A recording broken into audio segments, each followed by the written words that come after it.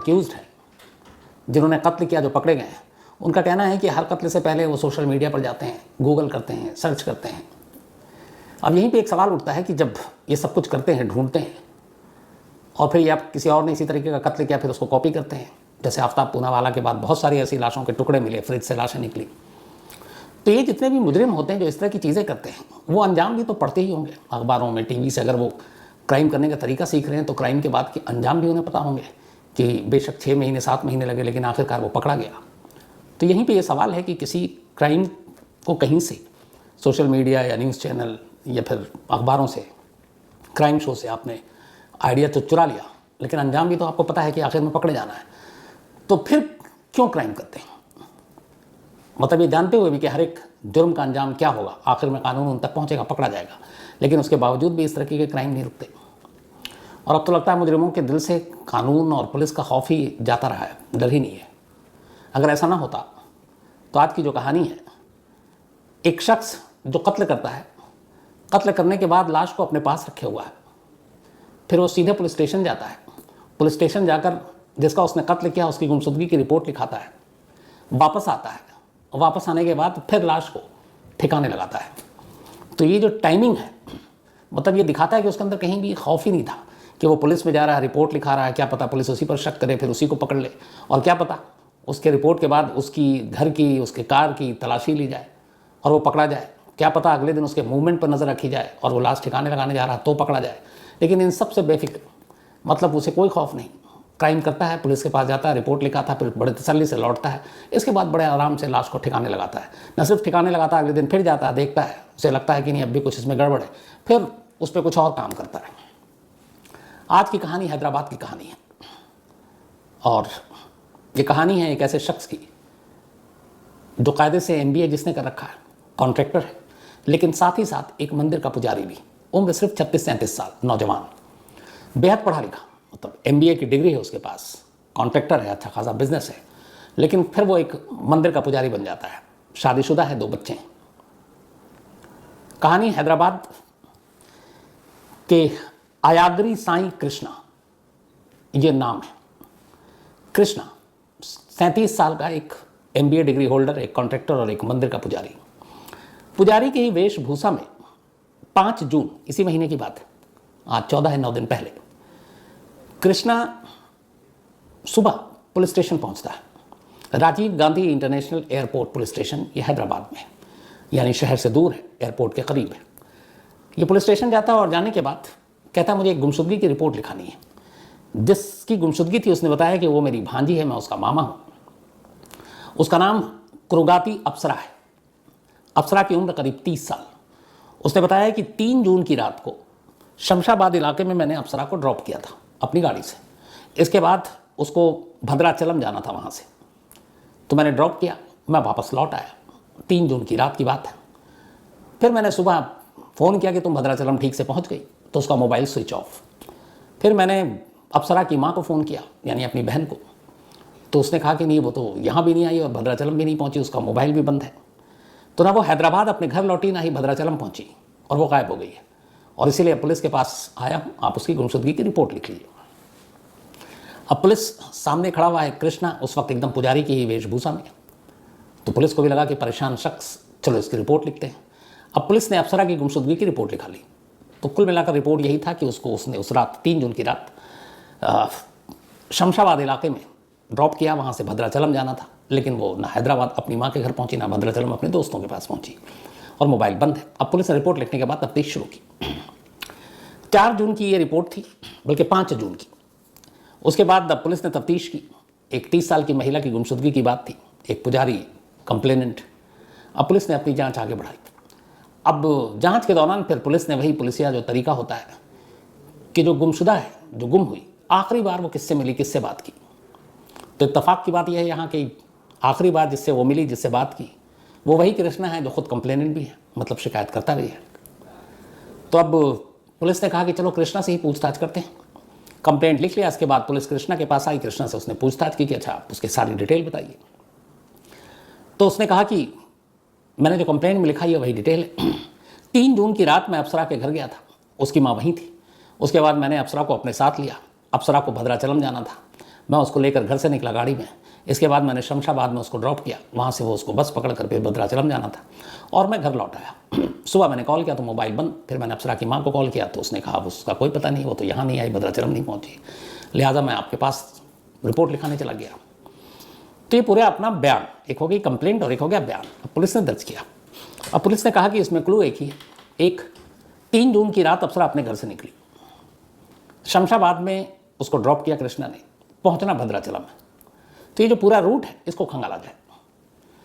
तो अब सबसे पहले जो अप्सरा के घर के इर्द गिर्द की तमाम तस्वीरें थी, पुलिस ने उसको खंगाला।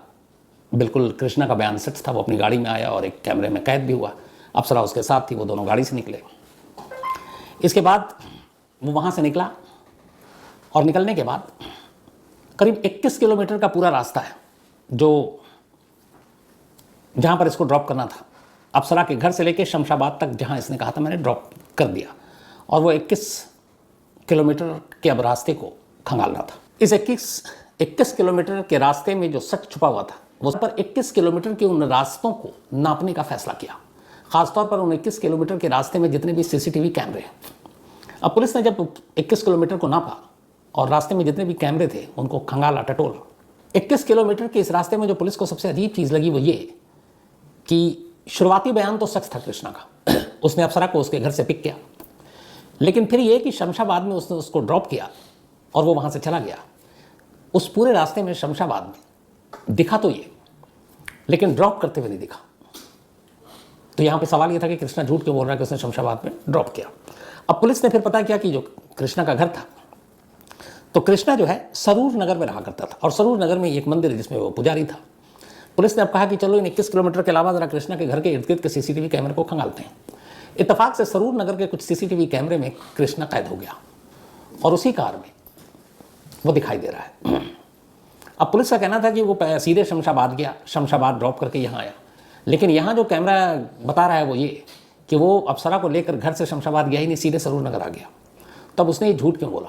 अब कैमरा एक सबूत के तौर पर था। पुलिस ने कहा कि अब इससे पूछताछ करते हैं। अब पुलिस ने कृष्णा को एक कंप्लेनेंट के तौर पर नहीं बल्कि एक आरोपी के तौर पर पूछताछ करने का फैसला किया। इसके बाद उसके सारे बयान अलग अलग होने शुरू हो गए। जब उसको सीसीटीवी कैमरा दिखाया गया, उसकी कार दिखाई गई, लोकेशन दिखाया गया, फिर वो कुछ कुछ बहाने बनाने लगा, लेकिन ज़्यादा देर तक चला नहीं। आखिर में कृष्णा को एहसास हो गया कि ये जो सारे सबूत हैं ये शायद उसके झूठ से अब ज़्यादा देर तक टिकेंगे नहीं। फिर उसने सच बोलने का फैसला किया और उसने कहा कि अप्सरा अब इस दुनिया में नहीं है, मैंने उसको मार दिया है।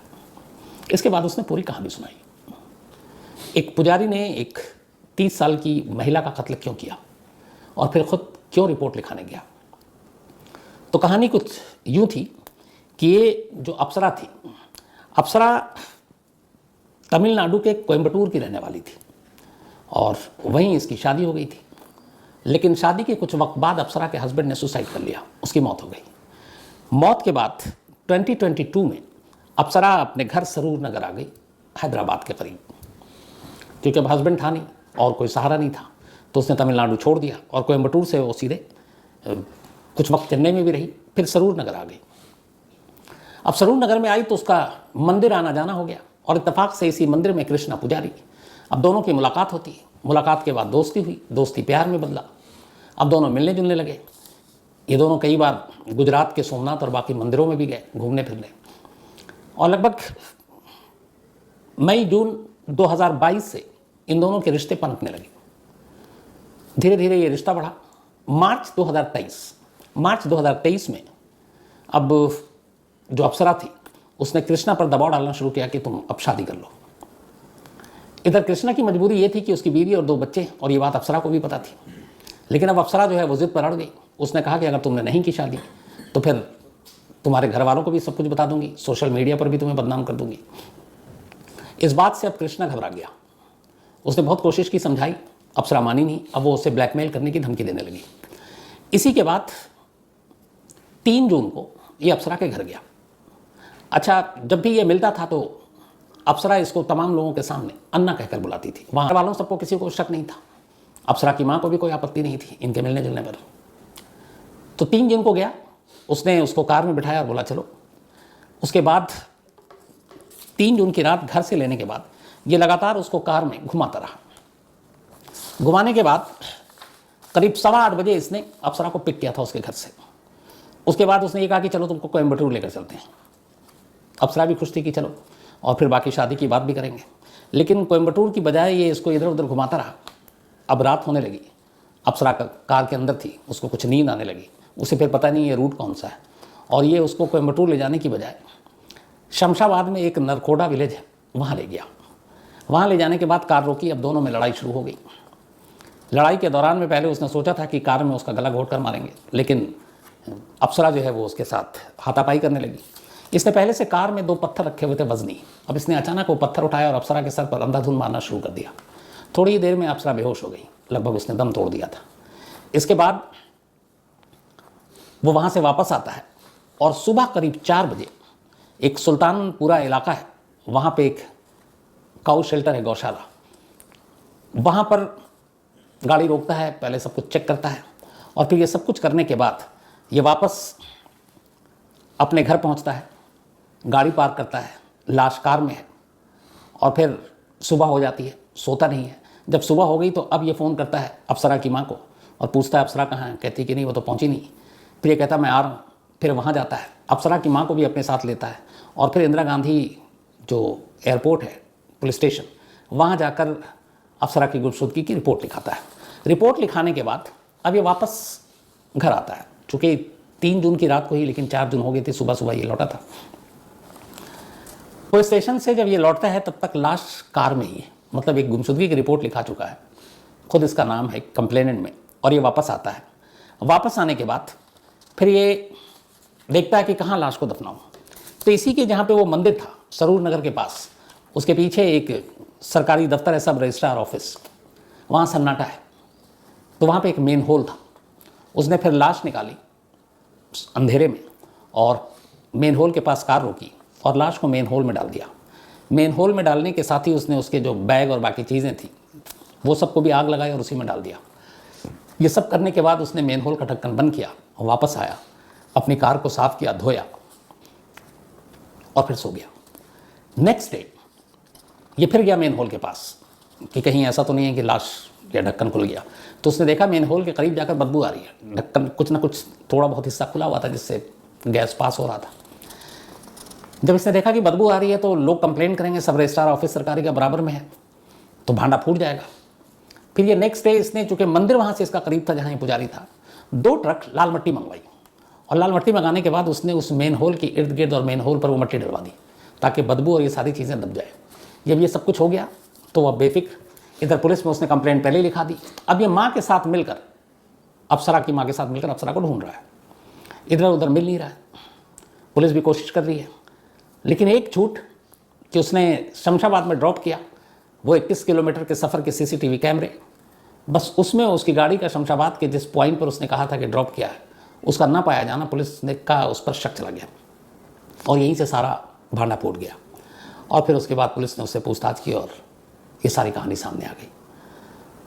तो इसके बाद पुलिस ने उसे गिरफ्तार कर लिया, लेकिन अब वो थाने में बार बार खुदकुशी करने की धमकी दे रहा है, पुलिस कस्टडी में है, और वो ये कह रहा है कि मेरा कोई इरादा नहीं था कत्ल का, लेकिन वो मुझे बदनाम करने की कोशिश कर रही थी तो मैं डर गया और उस वक्त कार में मुझे गुस्सा आया और मुझे कुछ पता नहीं और इसलिए मैंने कत्ल कर दिया, लेकिन मैं जो है सुसाइड कर लूँगा। तो उसकी इस धमकी के बाद उसके ऊपर ज़्यादा पैनी नज़र रखी जा रही है। लेकिन पुलिस का कहना है कि ये झूठ बोल रहा है इसलिए कि अगर उसका इरादा नहीं था कत्ल करने का तो फिर कार के अंदर इसने 2 पत्थर क्यों रखे थे, और वो पत्थर भी बरामद हो चुके हैं। तो इसका मतलब है कि ये पहले से प्लान किया हुआ था कि इसे कत्ल करना है। कहा था कि अब शायद खौफ नहीं है कानून या पुलिस का, वरना मतलब सोच के ही डर लगता है कि कोई इंसान पहले क्राइम करे, सबूत उसके पास पड़ा हुआ, लाश उसके पास है, उसके घर में, उसके कार में है, और उसे कोई डर नहीं है कि पुलिस कहीं यहाँ तक आ जाए और लाश को अपने पास ही रखकर पुलिस स्टेशन जाए और फिर रिपोर्ट लिखाए, फिर वापस आए और फिर उस लाश को एक मेन होल में डाले, फिर उस पर मिट्टी डलवाए। लेकिन ये सब कुछ हुआ है, वो भी हैदराबाद में। तो ये थी आज की कहानी। कहानी ख़त्म करूँ उससे पहले आज हमारे साथी एक संजय शर्मा, अक्सर आप लोग आज तक में देखते होंगे, पहले भी मैंने बताया, 6, 7, 8 भाषा, ज़ुबान, लैंग्वेज के ज्ञानी, बहुत ही अच्छा इंसान, धारा प्रवाह बोलने वाला, बहुत ही काबिल, शरीफ। तो आज संजय शर्मा का जन्मदिन है, तो पूरी क्राइम तक फैमिली की तरफ से हैप्पी बर्थडे।